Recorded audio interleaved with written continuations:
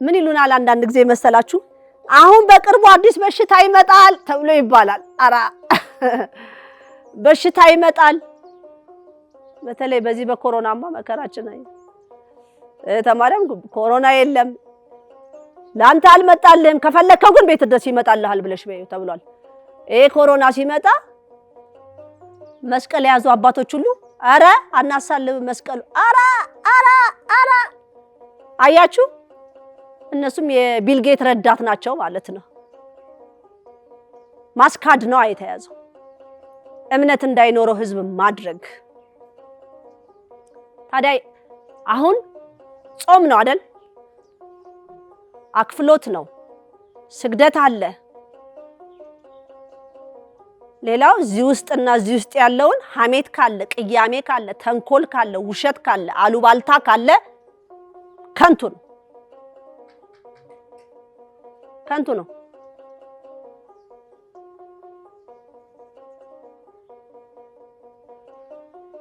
ነው የራሳችንንም ቆልፈን የልጆቻችንንም እየቆለፍን ነው የምንሄደው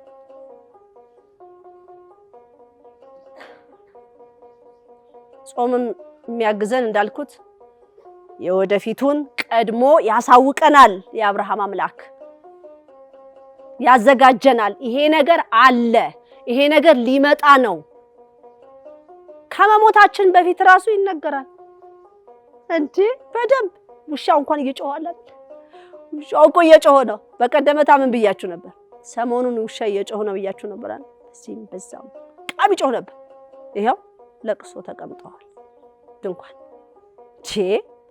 የሰው ልጅ ተኝተንበት እግዚአብሔር በውሻ በእንሰሳ ያናገረን ነው ማለት ነው አልተወም ማለት ነው ህዝቡን እግዚአብሔር ያንን መልአከ ሞት ማየት የማይችል ህዝብ ስላለ ስለበዛ ለእንሰሳው እየገለጸለት ሂድ ህዝቡን በመልካም ቢመጣ እግዚአብሔርን የሚሰማው ስላጣ በእንሰሳ መጣ በቃ እንደ ሌላውን ተውትና ማን ነው አህያ ራሱ ዝናብ ሲመጣ አይደል የሚባለው ቀድማ ታውቃለች በጆሮዋ ታውቀዋለች ይሄ ትንሹ ነገር ማለት ነው ለአንበሳም የተሰጠው ነገር አለ ለነብርም የተሰጠው ነገር አለ ለሰው ልጅ ደግሞ ከአይምሮ በላይ የሆነ ጸጋን ተገፈዋል ለምን ብር የሚወዱ አካላት በመንፈሳዊ ህይወት የሚኖሩትን አሳልፈው እየሰጡ እንዲጨልምባቸው ተደርጓል ያ መከፈት አለበት ያ ታላቅ ህዝብ ይኖርባት የነበረው ትልቅ ጸጋ የነበረው ህዝብ ሲኖርባት የነበረበት ከተማ እንደገና መምጣት አለባት የነ ቢልጌት ግሩፖች ደግሞ እንደው ህዝቡን በኑሮ ማጨናነቅ ይሄን ህዝብ ወደ ጀርመኒ ሄድ ይሄ ህዝብ ወደ አሜሪካን ሄድ ይሄ ህዝብ ወደ ካናዳ ይሄድ ከዛ ማገላበጥ ከዛ የዚህ ሀገር መንፈስ አለ በየሀገሩ ደግሞ አለ የያገሩ ደግሞ አለ በሄንበት ቁጥር ደግሞ እየተሸከም ነው የሚነደው ማለት ነው እናት መብቱ ነው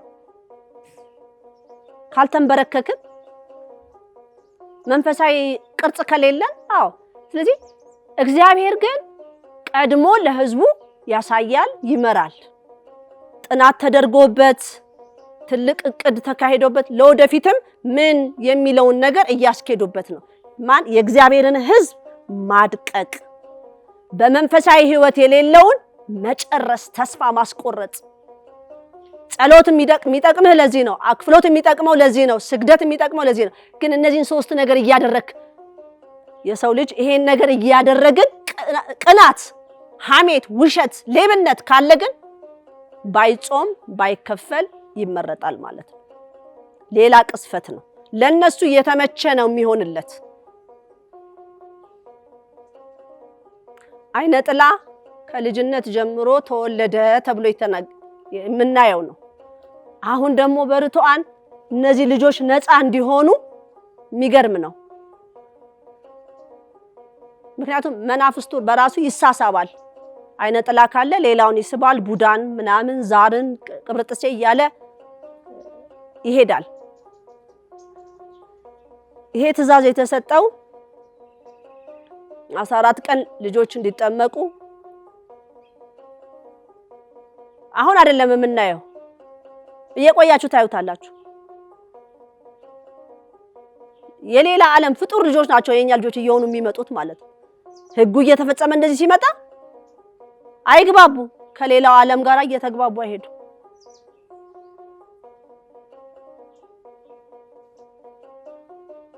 ለዚህ ነው እኔ ቢልጌትንም አልወደው። ቢልጌት ዓላማ ያለው ሰው ነው። ዛሬ በመንፈሳዊ ህይወት የሚኖሩ ሰው ስንት ቃል እግዚአብሔርን አውቃለሁ የሚል ሰው ከአምላኩ ትእዛዝ ተቀብሎ ለህዝቡ የሚሆን ለትውልዱ የሚሆን መመሪያ ማምጣት ነበረባቸው። እነሱ እንዳጨለሙትና እንደመቱት ስለሚያውቁ እኛ የሰጠናቸውን መጽሐፍ ቅዱስ ያስተምሩ ብለው ጽፈው በሉ ይሄን አስተምሩ ለህዝቡ እያሉ እነሱ እነ ቢልጌት ሌላ ስራ እነ ጄፍሪ የነ ጄፍሪ ታሪክማ ጉድ ነው እኮ። በውጭ ዓለም ብቻ አይደለም እኮ የነ ጄፍሪ ጉድ፣ ገና ወደ አፍሪካ ጉድ ምን እንደሰሩ ደግሞ በደንብ በትንታኔ ይመጡልናል ማለት ነው።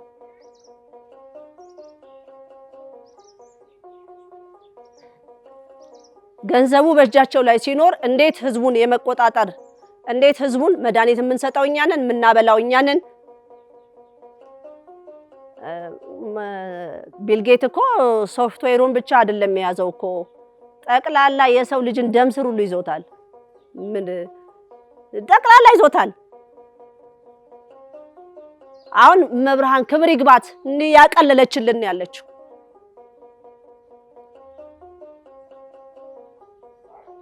ህፃናትን ምን እንደሚያደርጉ እየሰማን ነው። በትልጆች ላይ ምን እየተደረገ እንደሆነ እየሰማን ነው። ገና ብዙ ይሰማል። ሀብት ከያዙ በኋላ ያንን ሀብታቸውን ለዳቢሎሱ ቃል ስለሚገቡ ዳቢሎሱ ደግሞ የእግዚአብሔርን ህዝብ በምድር ላይ ማስካድ፣ አምላኩን እንዲክድ ማድረግ፣ የተሰቀለለትን እንዲክድ ማድረግ፣ የተወለደለትን እንዲክድ ማድረግ፣ በኑሮ ማጨናነቅ፣ በበሽታ ማቁሰል። አሁን እኔና እናንተ ሚዘን በሽታ ሆስፒታል ካልሄድን የሚድን አይደለም። ለምን አገናኝተውታል? እድሜ ለቢልጌት እና ለቢልጌት ሰራዊቶች። ስኳሩ፣ ደም ብዛቱ፣ ኧረ ስንቱ በሽታ ከሱ ጋር ሽርክና የሚፈጥር መንግስት የተረገመ ነው፣ የተረገመ ነው። እግዚአብሔርን የሚቃወም ነው ቢልጌት የሚፈልገው። ስለዚህ ቢልጌት በሚሄድበት አካሄድ ሁሉ የሚሄድ ከሆነ ለህዝቡ የማያስብ ደንታ የሌለው ህዝቡ በጥይት ቢያልቅ ቦታ የማይሰጥ ምንጨነቅ ሮቦት ይፈጠራል። እንደፈለጉት የሚያዙት ሮቦት ዳሩ ሮቦቱን በኋላ ነገ ተመልሶ እንደሚቃወማቸው እርግጠኛ ነኝ እኔ። መልሶ ዞሮ ይወጋቸዋል። ኮምፒውተር አይደለ?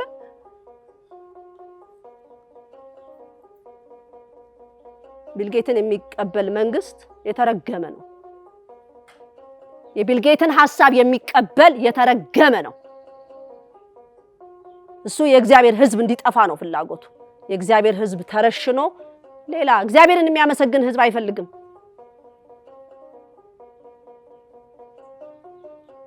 አረ ቢልጌት መጣ ተብሎ ሰፊ ምን ስለሱ እንጸልይለት እግዚአብሔር እንዲመልሰው። ከልጅነት ጀምሮ ነው የሚታቀደው። ክትባቱ እነሱ ናቸው የሚያቅዱልን። በቃ ይሄንን ምግብ አሰራጭቻለሁ፣ ይሄ ክትባት ይዘጋጅለት ብሎ መመሪያ የሚሰጥብን እኮ እሱ ነው። ለምን ብር አለው አዚ ድረስ። ያንን ሀብታም እንዲሆነ ያደረገው ማን ነው? ህዝቡ እኮ ነው። ህዝቡ ነው። ቴክኖሎጂ እንወዳለን፣ ያው ከቴክኖሎጂ ጋር ከዘመኑ ጋር መሄድ አለብን ብለን የምንለው ነገር እሱ ደግሞ በዚህ በሶፍትዌሩ የትልቁን ቦታ ይዟል። ስለዚህ ህዝብ ደግሞ በቃ ቴክኖሎጂ ብሎ ሰፍ ብሏል። ይሄው እየተቀጠቀ በመርፌ ቁጭ አድርጎናል። የእግዚአብሔር ኃይል ታዲያ የቱ ጋር ነው እንዲገባ የምንፈልገው? እግዚአብሔርስ እንዴት ነው እንዲያናግረን?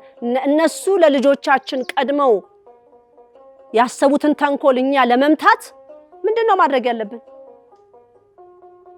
ይሄ ጸሎት ያስፈልጋል። ይሄ ስግደት ያስፈልጋል። ይሄ ጥምቀት ያስፈልጋል። የጸሎት ውሃ በቤታችሁ መጥፋት አይችልም። አስቤዛ ይዛችሁ ስትመጡ የግዴታ በጸሎት ውሃ መረጨት አለበት።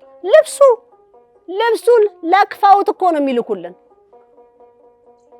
የኛዎቹ እዚህ ኩታንኩቶቹ ይደግሙበታል። እነዛ ደግሞ እንዲሸጥ ተቀባይነት እንዲኖረው በስዕሉ በልብሱ ኳሊቲነት አቤት የዚህ ሀገር ኳሊቲ እየተባለ በዛ ስንት አይነት ነገር ነው። የጸሎት ውሃ እርጩ የተባለውም ለዚህ ነው። አንድ ዕቃ ገዝታችሁ ወደ ቤቱ ጋር ከመቀላቀሉ በፊት መረጨት አለበት።